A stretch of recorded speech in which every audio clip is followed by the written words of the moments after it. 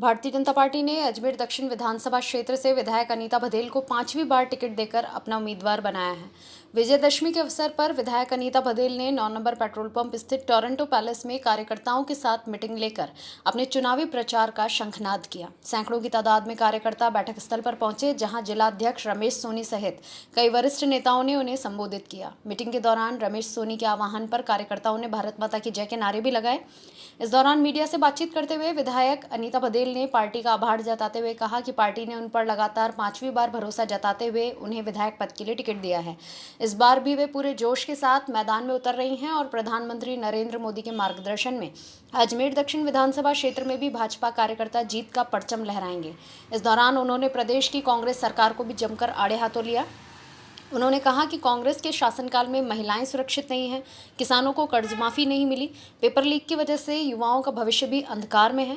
जनता कांग्रेस के कुशासन से पूरी तरह त्रस्त हो चुकी है, इसलिए आगामी विधानसभा चुनाव में कमल का फूल खिलाकर जनता कांग्रेस को मुंहतोड़ जवाब देगी। कांग्रेस की गुटबाजी के सवाल पर बघेल ने कहा कि कांग्रेस में 2 नहीं बल्कि असंख्य गुट बने हुए हैं, जबकि भारतीय जनता पार्टी के भीतर चल रहे अंदरूनी गुटबाजी के सवाल पर उन्होंने कहा कि जो भी मतभेद थे वह सिर्फ टिकट की दावेदारी तक ही सीमित थे। नामांकन के दिन तक सभी कार्यकर्ता एक जाजम पर इकट्ठा हो जाएंगे। 3 नवंबर को नामांकन की तारीख तय की गई है। वहीं अजमेर उत्तर विधानसभा क्षेत्र में बीजेपी कार्यकर्ताओं को प्रशासन द्वारा प्रचार सामग्री लाने ले जाने पर रोकने के सवाल पर उन्होंने कहा कि अजमेर दक्षिण विधानसभा क्षेत्र से फिलहाल ऐसी कोई शिकायत इनके सामने नहीं आई है। 5वीं बार पार्टी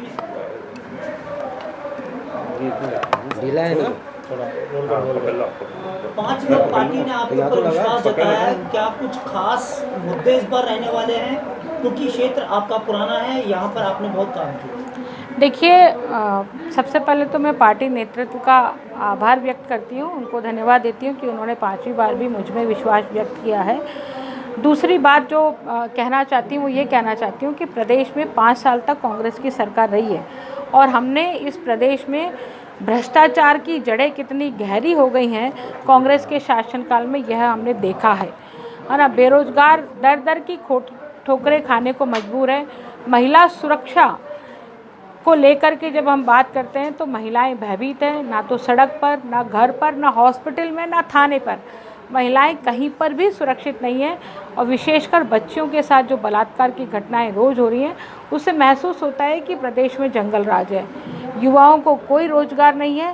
जिस प्रदेश में 21 भर्ती परीक्षाओं के पेपर आउट हो जाए और 5 करोड़ लोग जहां पर प्रभावित हों इस बात से कि उनकी बच्चों के सपने चकनाचूर कर दिए इस भर्ती परीक्षा के पर्चे आउट होने पर, तो निश्चित रूप से हम कह सकते हैं कि किस तरह से प्रदेश में स्थितियां रही हैं। प्रदेश की ये स्थितियां वापस पलटें, भारतीय जनता पार्टी का शासन पुनः स्थापित हो और उस शासन में सुशासन मिले। जिस तरह से मोदी जी ने केंद्र में सुशासन की स्थापना की है, उसी तरह से प्रदेश में भी मोदी जी के नेतृत्व में हम सुशासन लेके आए, राजस्थान को विकास के पथ पर और द्रुत गति से, तेज गति से आगे बढ़ाएं। इन्हीं मुद्दों, इन्हीं संकल्पों के साथ पुणे हम चुनाव में जाने वाले हैं। अनीता जी, देखा जा रहा है जिस तरह से कांग्रेस में जो विरोध है खुलकर सामने है, तो भाजपा के अंदर भी विरोध जो है अंदरूनी रूप से कहीं दिखाई दे रहा है। ऐसी स्थिति जो है वो क्या बन रही है और क्या है? देखिए, भाजपा में ऐसी स्थिति नहीं है।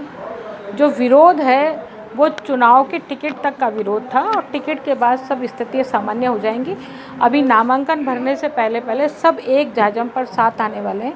नामांकन आने वाले समय में भरा जाएगा, तो निश्चित रूप से मैं कह सकती हूँ कि कोई मनमुटाव या गुटबाजी नहीं है।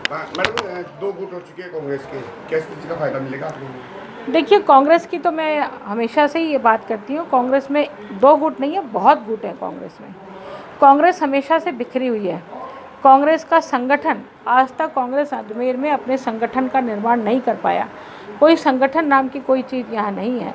इसलिए मैं कांग्रेस के बिहाव पर नहीं, पर मैं अपने कार्यों के बिहाव पर, अपने मुद्दों के बिहाव पर जनता के बीच में जाऊंगी और कमल का फूल निश्चित रूप से अजमेर दक्षिण से खिलेगा। मैम, नामांकन कब भरा जाएगा? देखिए, आगामी 3 तारीख को नामांकन का मुहूर्त निकाला है, पर अभी तय नहीं हुआ कि किस समय होगा, लेकिन समय तय करके 3 तारीख को बता दिया जाएगा।